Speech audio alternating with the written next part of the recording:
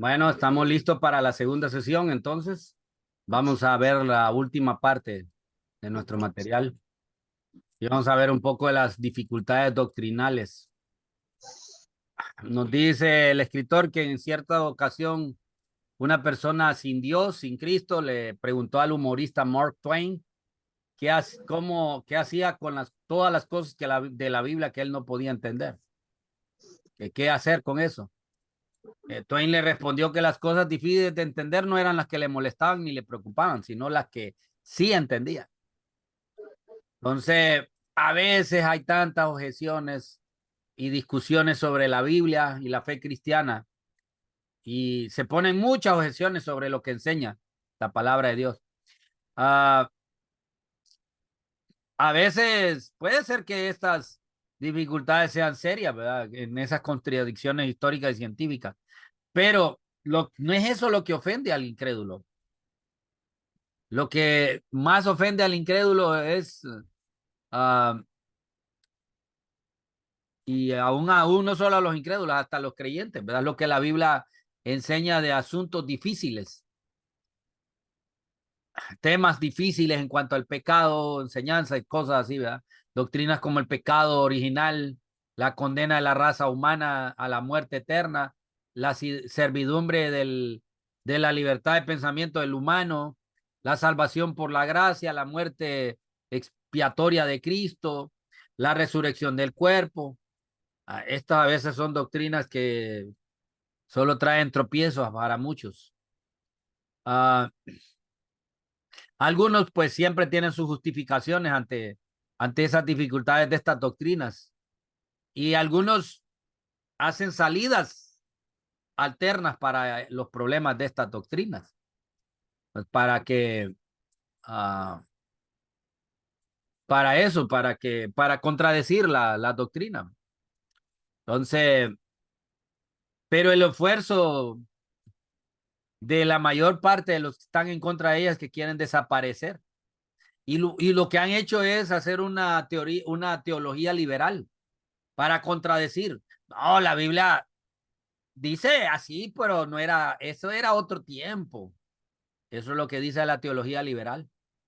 No, es que antes era patriarcal y pues la mujer no se usaba para pastorear o estar como líderes, pero ahora sí, estamos en un nuevo tiempo.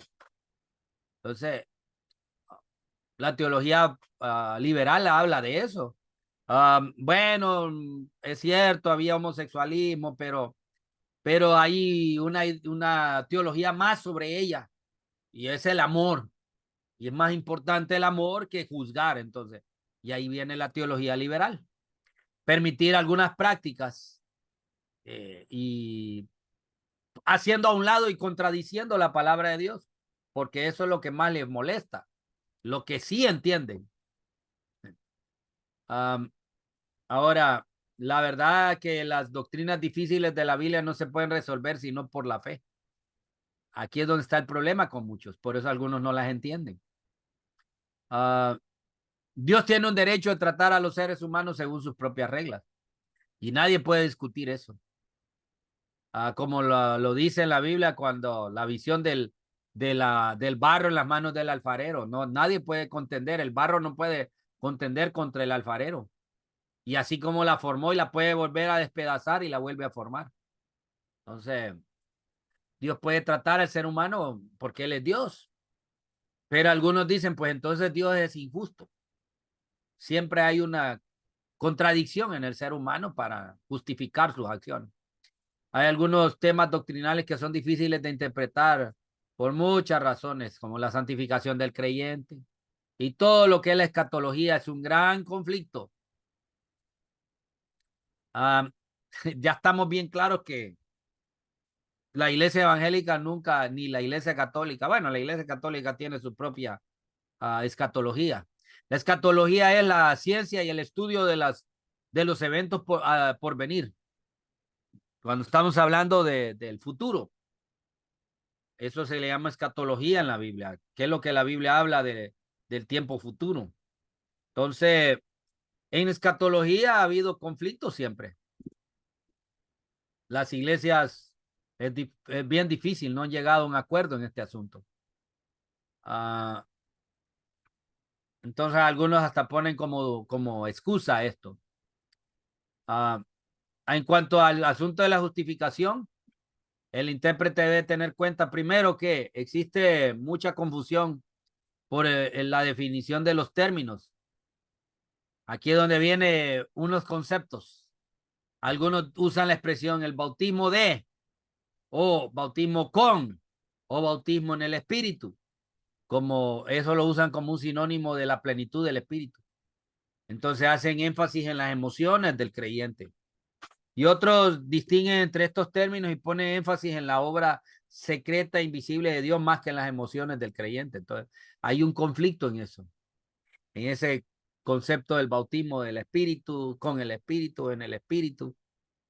Entonces, hay un conflicto ahí, ¿verdad? Pero algunos enfatizan más en lo que es las emociones. Algunos dicen, pues ya entendemos que el ser humano es un ser de emociones, pero las emociones nos guían. Y aquí viene la experiencia humana varía mucho entre individuos. Y esto tiene que ver mucho su psicología. Um, por eso es que la experiencia personal nunca debe ser la base de la doctrina. Entonces las declaraciones de la escritura deben ser aquellas bases, más bien que las experiencias relatadas en la Biblia pueden ser una base, mientras que la Biblia las ratifique o explique. Si yo estoy diciendo de una experiencia personal mía o algo que yo viví, pero si está en contra de la palabra de Dios, no puedo usar eso como una base de doctrina. Si lo que yo estoy viviendo, más bien la Biblia lo confirma, es muy diferente. En el libro de los Hechos se ha tomado por muchos como una norma de la experiencia cristiana. Acordémonos que el libro de Hechos es un libro histórico. Casi nunca la doctrina puede ser marcada por la historia. La historia son eventos que sucedieron y que sirven de ejemplo para algo. Pero entonces algunos piensan que eso se toma como una norma en la vida cristiana, que el libro de Hechos nos marca doctrina. Y esto, por eso algunos grupos con sus experiencias pentecostales, ¿verdad? Eh, entienden a la luz de esas doctrinas en estas epístolas. Entienden que las emociones, pues entonces tienen que controlar y que el ser humano es un ser de emociones. Ah, ya entendemos que el libro de Hechos es un libro histórico, es una historia con pocos comentarios, solo hay ciertos comentarios, no es que hay mucho. Ya sabemos el grupo que se le denominan los Jesús solo, sacando de su contexto las expresiones de Pablo y Silas cuando dijo, ¿en qué bautismo fueron ustedes bautizados? Ellos le dijeron en el bautismo de Juan, era el bautismo de arrepentimiento. No era el bautismo que Jesús había mandado después, en la gran comisión. Entonces, ellos le dijeron, bautícese en el nombre de Jesús para que reciban perdón de vuestros pecados y reciban el Espíritu Santo. Entonces ellos piensan, bueno, entonces estos se bautizaron y recibieron el Espíritu Santo. Entonces, y tenían que ser bautizados y ahí sale la ideología de los Jesús solo.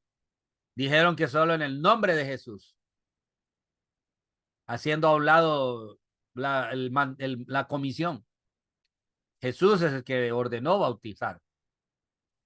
Pablo solo está preguntando en qué bautismo fueron bautizados. Entonces, estamos hablando un poco de las experiencias y de la influencia que tiene a veces el libro de Hechos en algunas doctrinas de hoy en día. Aquí viene también los varios sistemas teológicos son de origen humano. No necesariamente se basan en las escrituras o bien interpretadas. Tal vez no están bien interpretadas. La iglesia siempre se ha visto obligada a elaborar un sistema de doctrina, pero los sistemas que resultan son válidos solamente cuando están hechos sobre una exégesis correcta de los pasajes bíblicos que tratan y en el arreglo histórico de ellos. Entonces, la escatología bíblica está considerada en tres grupos. están los postmilenialistas, el premilenialismo y el amilenialismo. Entonces, ya sabemos que el postmilenialismo es que creen que Jesús vendrá después del milenio, que el milenio del arrebatamiento, esto es un solo, lo que es el retorno de Cristo es un solo hecho, un solo acontecimiento con la transformación y todo eso. El premilenialismo en el cual la mayor parte de los bautistas se identifican, es que Jesús vendrá antes del milenio. Ya sabemos que existen tres escuelas dentro del premilenialismo, que es el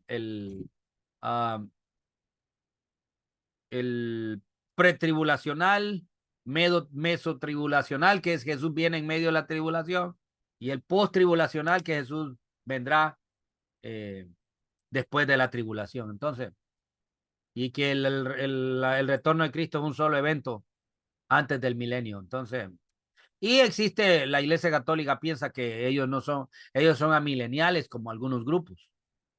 Piensan que ya estamos viviendo el tiempo del milenio. Es este tiempo.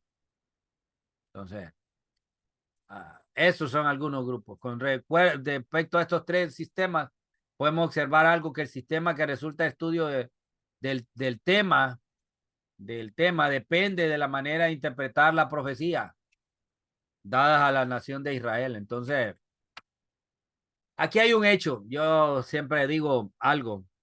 Algunos se atreven hasta a dar fechas y dar acontecimientos y todo eso. Jesús dijo, ni aún los ángeles del cielo que están con mi Padre ya en el cielo saben el día ni la hora. Solo mi Padre que está en los cielos. Y algunos saben más que los ángeles y hasta ponen fechas del retorno de Cristo. Pero ya sabemos, la escatología no es algo perfecto. El sistema de estudio escatológico a veces no es perfecto. Primero, si se espiritualizan completamente y se aplican figuradamente al presente época del evangelio, entonces el resultado sería el amilenialismo. De hecho, los bautistas al principio éramos amileniales, hasta que en el año 1800 en una declaratoria de fe, ahí sí nos declarábamos premileniales, pero antes en la primera declaratoria éramos amileniales, los padres en el bautista. Entonces, no es una ciencia exacta esto, lo que es la escatología. Observe de que el sentido de toda la escritura es literal, aun cuando emplea una abundancia de lenguaje figurado. Cuando las varias figuras se resuelven en expresiones sustituidas literalmente, el sentido es literal. En cambio, las expresiones literales no deben cambiarse en expresiones figuradas. Entonces, cuando estos principios deben guiar al intérprete cuando trata de determinar la validez de algún sistema escatológico. Entonces, alguien me preguntó, bueno, ¿y usted qué piensa? Yo les digo, pues si me quieren considerar algún grupo, primero yo sé que el Señor vendrá antes del milenio, la Biblia lo dice, pero para mí pienso que la iglesia sí va a pasar alguna persecución. En algunos lugares ya la están viviendo. Posible que la iglesia pase, pero los pretribulacionales piensan que la iglesia no va a pasar ninguna persecución. Pero ¿qué pasará si vamos a pasar persecución? ¿Qué van a pensarlo? ¿Qué esperanza tendrán los pretribulacionales? Porque van a decir, fallamos, porque entonces sí hubo persecución. Pero si el Señor viene con persecución o no, de que el Señor viene otra vez. O sea, eso estamos que tener claro. Entonces, que el sistema premilenario predomina entre los estudiantes y teólogos bíblicos. Pero existen tres escuelas de pensamiento, ya le dije. Los pretribulacionales, que la venida del Señor en un sentido especial, la iglesia va a ser arrebatada secretamente y de la tierra y en cualquier momento antes de la gran tribulación. Entonces que Cristo volverá después de los 7 años de tribulación y juicio. Y ellos consideran que existe una especie de paréntesis en el plan profético de Dios que no tiene ninguna conexión con Israel. Por tanto, la mayor parte de las profecías de Apocalipsis y de Mateo 24 tienen que ver con Israel y no con la iglesia. Esto ya sabemos que es un poco del sistema teológico dispensacional. O sea que ellos piensan que Dios a través de la historia, eso es el sistema teológico dispensacional, es que Dios a través de la historia ha tratado de alguna manera con el ser humano. Y hay tiempos, a eso se llaman dispensaciones, periodos de tiempo. Entonces este sistema dice, bueno, si existe un periodo, este periodo Dios va a tratar con Israel. Entonces, ellos piensan que no vamos a pasar ninguna persecución. Y aquí vienen los post-tribulacionales, entienden que la venida de Cristo no se debe dividir en dos partes como hacen los dispensacionalistas y que va a ocurrir solo después de la mencionada tribulación.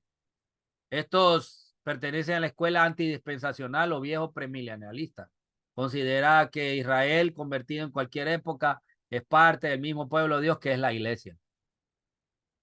Que la iglesia es heredera de las promesas de Dios hecha a Israel, que es heredera también de su suerte y de sus escrituras, y que los dos grupos participarán de la misma suerte de sufrimiento en los últimos tiempos sin perjudicar el cumplimiento de las profecías dadas a la nación física de Israel. Entonces ellos piensan, sí, va a sufrir la iglesia persecución y va a pasar la tribulación.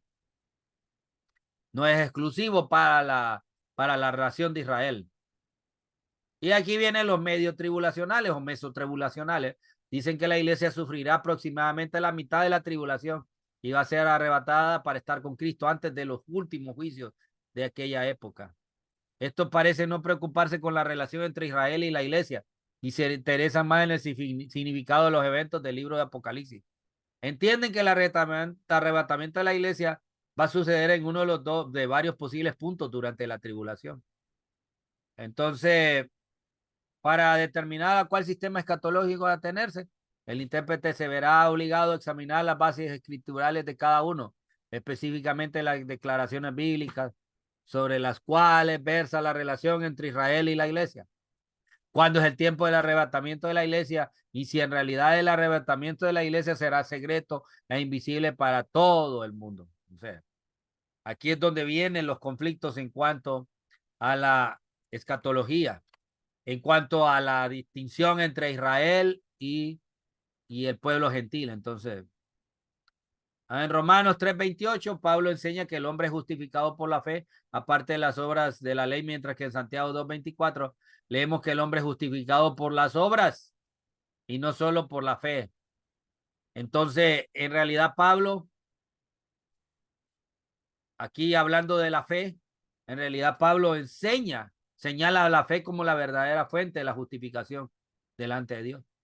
Santiago insiste que la fe debe ser acompañado de las obras. De otra manera, la fe es muerta.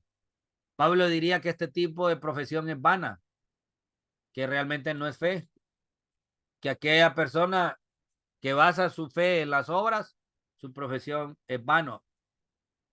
Entonces, aquí pues, aparentemente habría un conflicto entre los dos. Y los versículos 2 y 5 de Gálatas 6 parecen estar en abierta contradicción. Dice en el versículo 2, sobrellevad los unos las cargas de los otros.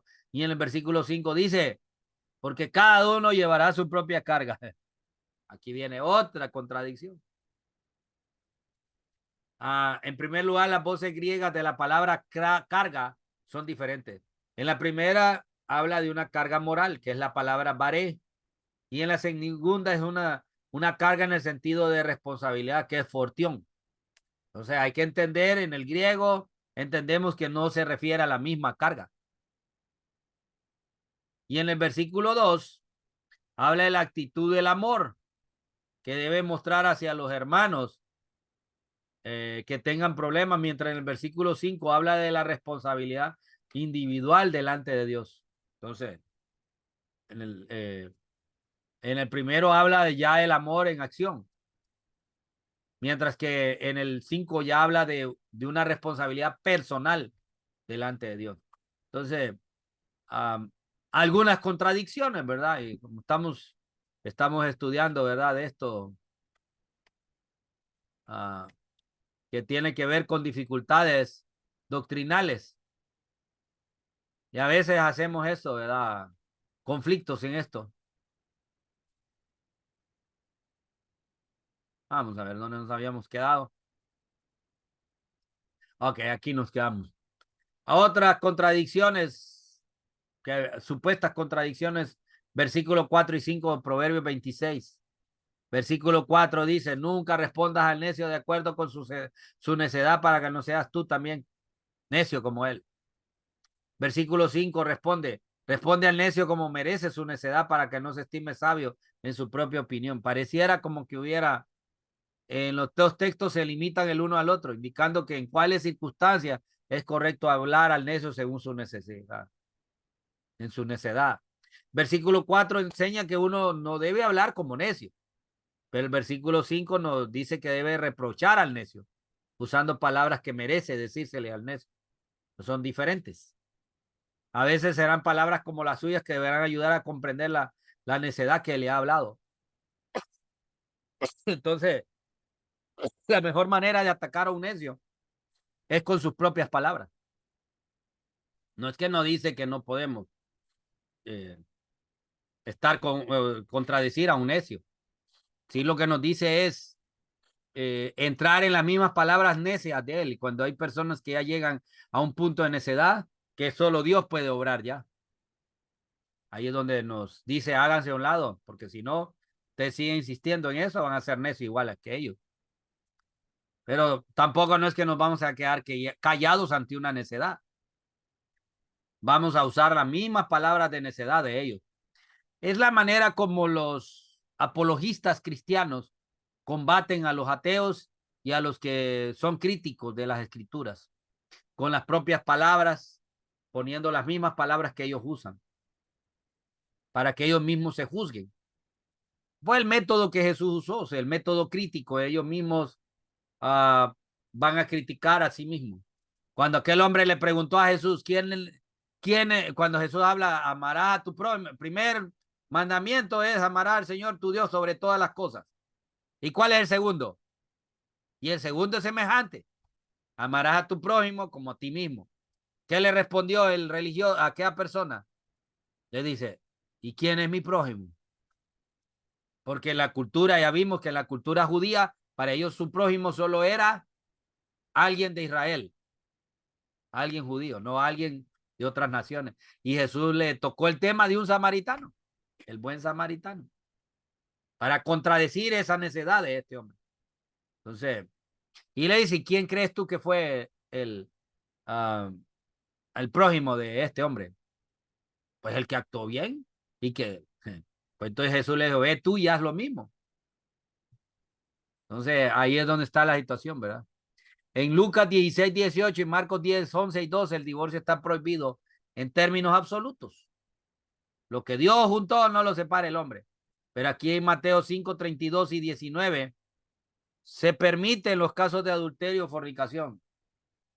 De ahí en Primera de Corintios 7, 15, al marido se le da la libertad de separarse de la mujer incrédula si así lo prefiere ella. Entonces, la prohibición absoluta se debe considerar como una expresión general que tiene sus excepciones cuando hay rompimiento del voto matrimonial. Las dos excepciones mencionadas están en la misma categoría. El adulterio viola la exclusividad de la relación física, mientras que el abandono del cónyuge es la negación de lo prometido y cuidado y cumplimiento. Entonces, las dos cosas que aparecen ahí. Entonces, pues aquí es donde viene el conflicto en cuanto a, a lo que estamos hablando, ¿verdad? Del divorcio. Algunos dicen, bueno, no existe ningún divorcio, no existe separación. Uh, pero después Pablo habla casos de separación, pero tampoco justifica el hecho de fácilmente casarse y volverse a unir con cuantas quiere, ¿verdad? No habla de eso la Biblia. Jesús, de hecho, cuando lo atacaron con una ley que había creado Moisés, en cuanto a cuando alguien decía, en la ley decía que si a alguien le había hallado algo impuro, entonces se le podía dar carta de divorcio si le había hallado algo impuro. Pero ya se cambió ese concepto, ya lo vimos la vez pasada, ¿verdad? de eso.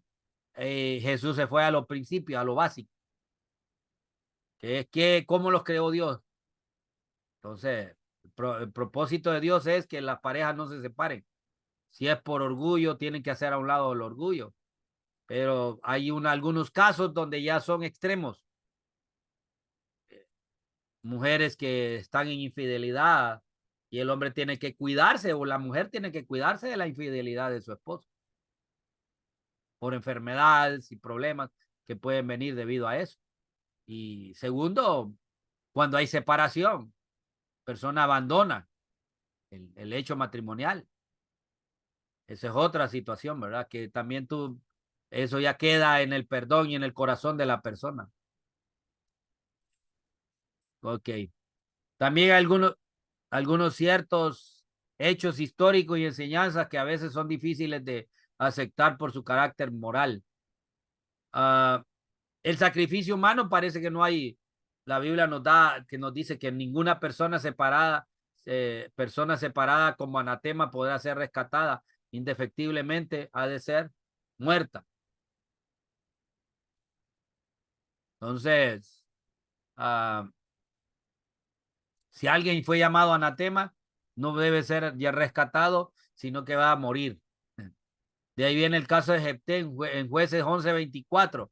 En el versículo 31 es donde se registra su voto. Dice, cualquiera que saliera de las puertas de mi casa a recibirme, cuando regrese victorioso de los amonitas, será de Jehová y lo ofreceré en holocausto. Sin embargo, los sacrificios humanos eran prohibidos completamente, según Deuteronomio. Posible, entonces, Jefté dedicó a su hija a la virginidad perpetua, no a la muerte. Pero si en verdad la sacrificó como holocausto, lo hizo por malentender la voluntad de Dios respecto a su deber. Cualquiera que fuera su acto, la Biblia no lo reprueba. También recordemos un poco que cuando sucedió aquello, era caracterizado por falta de respeto a la ley. En esos días no había rey en Israel y cada uno hacía lo que bien le parecía. Entonces posiblemente había influencias de eso. Posiblemente la iglesia se volvió idólatra en tiempos cuando había idolatría. Cristianos que se apartaron y empezaron a aceptar prácticas cuando el medio eso era lo normal. Entonces, pero no era la norma de Dios. Posiblemente a veces nosotros nos adaptamos a la norma del mundo, pero no es la norma de Dios. No es lo normal para Dios. De ahí, a veces en los salmos parece un espíritu vengativo y no el espíritu cristiano del perdón. Entonces, algunas palabras se entienden de manera figurada, como el Salmo 10:15 dice, quebranta tú el brazo del inicuo. Y otra vez el Salmo 58:6, oh Dios, quiebra sus dientes en sus bocas. Quiebra, oh Jehová, las muelas de los leoncillos. Estas peticiones expresan el deseo de Dios quitar las fuerzas del mal y no necesariamente se refieren al quebrantamiento de brazos y dientes. Entonces, definitivamente el juicio de Dios va a ser más pesado sobre los malos. También las profecías del mal fin de los que se rebelan contra Dios o la condenación de Dios sobre los que menosprecian su ley. Entonces, de manera especial, notemos de manera especial que David no carecía del espíritu de perdón, sino que él oraba y ayunaba pidiendo por sus enemigos en un espíritu de Dios, como dice Salmos 35:12 al 15. Más bien sus expresiones duras contra los enemigos de él y de Dios tal vez representan la actitud divina contra la rebeldía y la dureza del corazón que Dios tenía con la dureza y el corazón, ¿verdad? Algunos actos de los profetas se han considerado ridículos e inmorales, como el libro de Isaías, ¿verdad? Eran actos simbólicos, como en el libro de Isaías, capítulo 20, versículo 1, donde se le dice, ve y quita el cilicio de tus lomos y descalza las sandalias de tus pies. Y lo hizo así andando desnudo y descalzo. Entonces, tal vez no es que estaba desnudo completamente, sino el estar desnudo en ese tiempo se refería a la parte de arriba o llevaba una ropa muy corta y tal vez inadecuada. Entonces, estos son algunos. Y vamos a pasar directamente a las observaciones generales sobre el manejo de dificultades. Antes de todo, el intérprete debe estar seguro que la dificultad es real. Entonces, revisando su conclusión inmediata, ¿verdad? Debe tener cuidado si debe estar seguro que hay una dificultad real y que la Biblia no lo está interpretando, nos da la explicación más adelante. Si hay alguna dificultad, pues debe ser real. Toda la escritura debe interpretarse de acuerdo con lo que pretende ser un volumen plenamente inspirado. Entonces tenemos que ver toda la inspiración plenaria de la palabra, toda la Biblia. Entonces, la Biblia debe ser considerada como un sistema de enseñanza, de principio a fin y cada libro como parte de un todo. Entonces no tenemos que sacar una parte o un libro de todo el contexto de la Biblia. Entonces, tenemos que entenderlo como todo una unidad completa la Biblia. Al mismo tiempo, la enseñanza primitiva de la Escritura, especialmente el Antiguo Testamento, debe entenderse como parte de una enseñanza progresiva y sujeta a revelaciones posteriores. Entonces hay que tener bien claro que, uh, que la escritura, las escrituras, las enseñanzas, okay, aquí dice enseñanza. La enseñanza primitiva de las escrituras, el Antiguo Testamento, debe entenderse como parte de una enseñanza progresiva, o sea que hay algunas cosas, es algo que se llama la revelación progresiva de Dios. Dios ha ido revelando al ser humano su propósito y planes a través de la historia bíblica. Entonces, aquí es donde explica mucho el por qué en el principio permitía montones de esposas a los reyes y a los seres humanos, pero ahora en el Nuevo Testamento cada uno tenga su esposa en santidad y en sujeción, dice la Biblia. Ya no habla de sus esposas. También los pasajes oscuros deben entenderse siempre a la luz de lo que es claro y no al revés. Lo claro es entenderse por lo oscuro. Número 6. Se debe reconocer la diferencia entre dificultades doctrinales e históricas. Las primeras, las doctrinales, se resuelven por la fe y las últimas por medio de estudio diligente con la ayuda del Espíritu Santo. Entonces, son algunas de las cosas que tenemos que tener claras. Y número 7, no se debe creer que alguna explicación satisfactoria se ha de encontrar para toda dificultad. A causa del estado actual de los conocimientos humanos. No es que vamos a hallar, para toda dificultad va a haber una explicación. Y esto más bien, la presencia de estas dificultades y no entendibles por la mente humana, nos da a entender que Dios tuvo que ver en la inspiración y la revelación de la palabra de Dios. Entonces, sí hay una inspiración divina en la palabra de Dios porque esto nos da a entender, ¿verdad? Porque hay algunas cosas que no las entendemos y ni las vamos a entender nunca de la palabra de Dios. Entonces, esto es manejando algunos textos complicados o doctrinas no, pocos entendibles, ¿verdad? Dificultades en doctrina. Entonces, no sé si hay preguntas. Ya casi se nos está yendo el tiempo. Solo tenemos 5 minutos y medio de esta segunda sesión.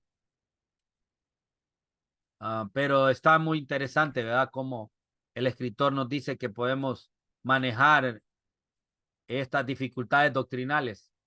Algunas observaciones de cómo manejarlo. No sé, ¿hay preguntas? Mano Héctor, ¿no hay preguntas? Como dije, la otra semana, si Dios lo permite, vamos a hacer un Resumen. resumen rápido de lo que vimos. ¿Cómo se llama? Una controversia de las que existe es ¿cómo se llama? El bautismo en el Espíritu.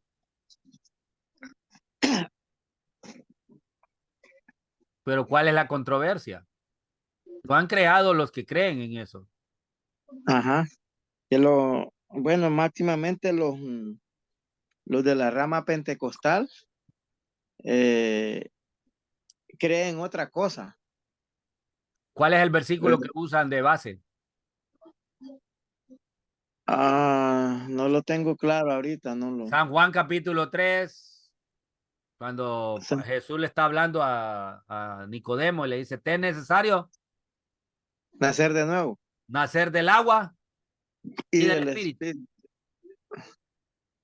Entonces ellos dicen, nacimos, necesitamos nacer del espíritu cuando viene el Espíritu Santo, pero necesitamos, pero tenemos que nacer, cuando tengamos nuestra vida a Cristo, nacemos de nuevo, pero necesitamos nacer del agua y ese es el bautismo. Entonces ellos usan esa expresión, el Y bautismo del cuando se espíritu. refiere al agua es la palabra, ¿va? No, cuando ahí lo dice claro en el texto de San Juan, habla de materia y espiritual, algo físico y algo espiritual. Como naciste físicamente, también te es necesario nacer espiritualmente. Cuando Entonces, se refiere al agua, ¿a qué se refiere? está refiriéndose a algo físico. Ajá, Alguien hizo referencia de que el cuerpo humano tiene un porcentaje alto de agua ajá. y ahí somos polvo. Es lo que hacen referencia. Y tal vez a eso se hacía referencia a Jesús. Eh, es necesario nacer del agua y del espíritu. Ahí en el libro de Mateo, ¿verdad? Perdón, Juan capítulo 3. Cuando está el texto, vamos a ver si nos ajusta el tiempo. Si no, nos vamos a tener que conectar solo para terminar esto. No vamos a dejar eso entre nosotros, ¿verdad? Juan capítulo 3 ¿Tres qué? dice, cuando está hablando, ¿cómo puede, en capítulo 3 versículo 4, Nicodemo le dijo, ¿cómo puede un hombre nacer siendo viejo? ¿Puedo acaso entrar por segunda vez en el vientre de su madre y nacer? ¿De qué está hablando? Nacimiento físico, ¿verdad? Eh, Él le hablaba del nacimiento espiritual, pero él lo tomó desde cuando le dijo, te es necesario. El que no nace de nuevo no puede ver el reino de los cielos. Nicodemo eh, entendió y dice, ¿cómo puede un es hombre un nacer nacimiento otra vez siendo espiritual, lo que viejo? le explicaba. ¿Ah? Jesús le estaba diciendo de un nacimiento espiritual. Y es lo que le está hablando, nacer de nuevo. Y entonces él Eh, lo entiende desde el punto de vista físico. Ese es el trasfondo de lo que estamos viendo aquí. Entonces dice, respondió Jesús, te dijo, de cierto te digo, el que no naciere de agua y del espíritu no puede entrar en el reino de Dios.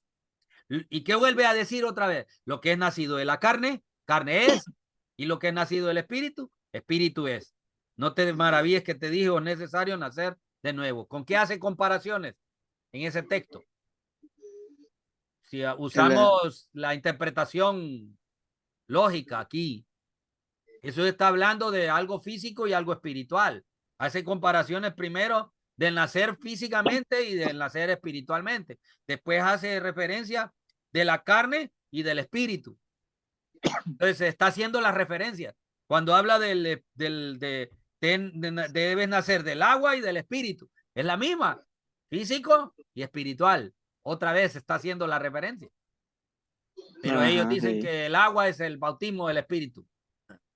Cuando se refiere, bueno, uno es el bautismo del agua, es cuando uno lo sumeren en el agua, pero uno necesita ser bautizado del espíritu. Pero no está Ajá. diciendo eso el texto. Eso es cuando ya sacamos del contexto el texto, ¿me entiende? Es muy diferente, Pero ¿verdad? para ellos es otra cosa, va el bautismo, Por eso el le estoy espíritu. diciendo, la referencia que Jesús está usando son los dos elementos, el elemento físico, material y el elemento espiritual. Y después lo vuelve, por eso hace la referencia de un elemento físico, que es necesario nacer del agua y del espíritu.